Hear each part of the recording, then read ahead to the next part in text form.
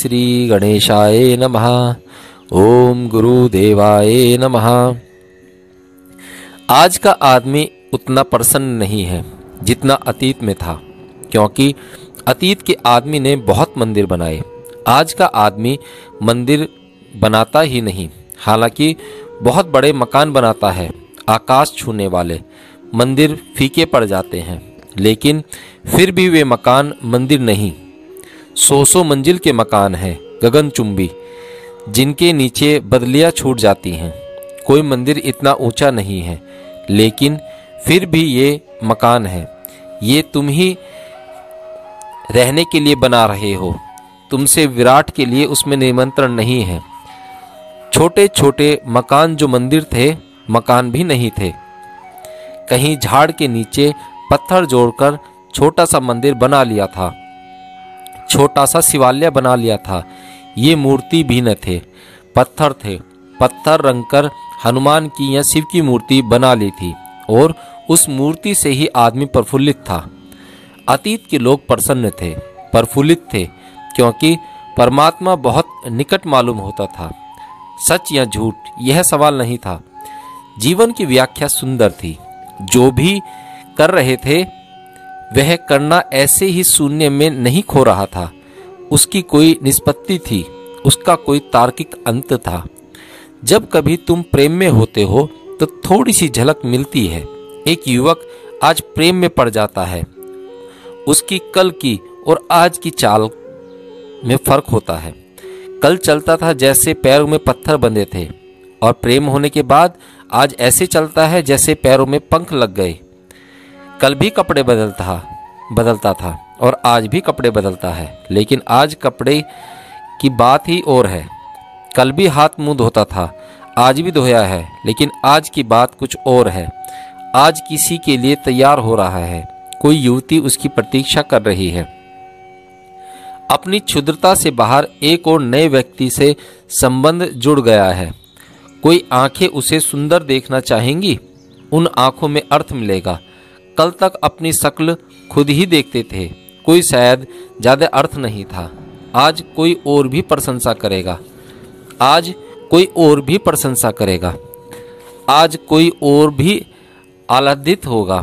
तुम बड़े हो गए। तो थोड़ा सोचो, जब एक व्यक्ति प्रेम में पड़ता है तब कितना प्रसन्न हो जाता है।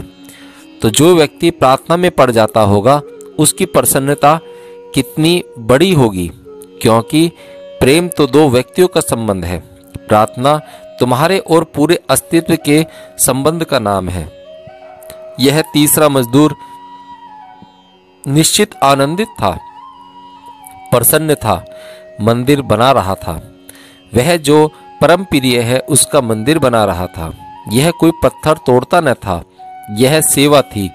यह धूप में गिरता हुआ पसीना, यह पूजा थी। यह त्याग कर रहा था, प्रसन्न था। लेकिन ये तीनों अवस्थाएं हैं। एक चौथी और अवस्था है, जब व्यक्ति शांत होता है, न तो दुखी होता है, न उदास होता है, न सुखी होता है। जब वह शांत होता है, तुम सोचो कि इन तीन के पास बुद्ध के पत्थर तोड़ रहे हैं।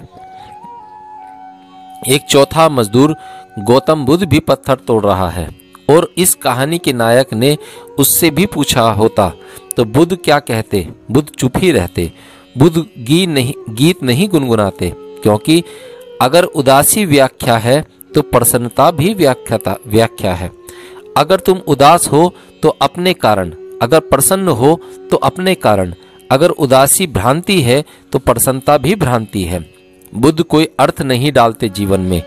जीवन जैसा है उसे वैसा ही देख लेते हैं, कोरा, उसमें कुछ भी नहीं जोड़ते। उस कोरे कागज से राजी हैं। उस कोरे जीवन से न तो उदासी आती है, क्योंकि उदासी भी तुम जोड़ो तो आती है, न उससे प्रसन्नता आती है, क्योंकि प्रसन्नता भी तुम जोड़ो तो आती है। बुद्ध ने जो पत्थर तोड़ते, न बुद्ध रोटी रोजी कमाते, न बुद्ध मंदिर बनाते। बुद्ध कुछ भी न जोड़ते। जैसा है जो है उसी को बुद्ध सत्य कहते। वे उससे ही राजी हो जाते। इस राजीपन से एक शांति घटित होती है। उदासी एक बेचैनी है। प्रसन्नता भी एक बेचैनी है, क्योंकि तुम ज्यादा दिन उदास रहोगे तब भी थक जाओगे और ज्यादा दिन प्रसन्न रहोगे तो भी थक जाओगे। कभी तुमने बहुत देर हंसकर देखा है? तब तुमने थकान आने लगती है। जब तुम चाहते हो कि अब छुटकारा मिले, अब और हंसना न पड़े, तब होठ थक जाते हैं, मुंह खिंच जाता है, तनाव हो जाता है।